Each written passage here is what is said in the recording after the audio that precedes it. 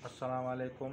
बिस्मिल्लाहिर्रहमानिर्रहीम। अल्लाहुम्मा सल्लि अला मुहम्मद व अला आलि मुहम्मद कमा सल्लैता अला इब्राहीम व अला आलि इब्राहीम इन्नका हमीदुम मजीद।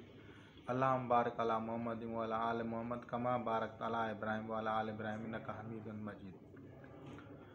ये जो मैं आज टर्म बता रहा हूँ तस्वुफ़ में, इसे मार्फत वसीला कहते हैं।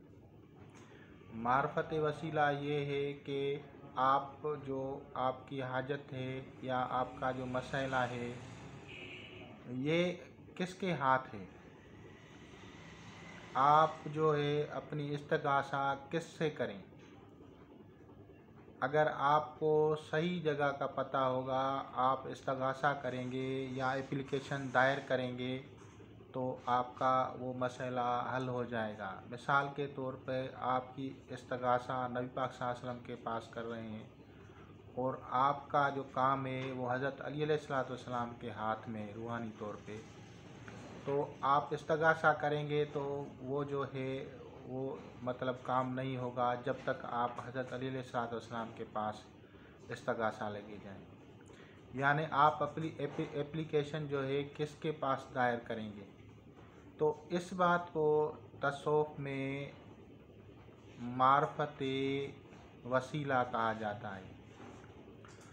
मार्फत वसीला की पहचान ज़रूरी क्यों है। मार्फत वसीला की पहचान इसलिए ज़रूरी है कि आपकी हाजात जो है वो पूरी होने के लिए आप 14 मासूमीन को ले लें तो आप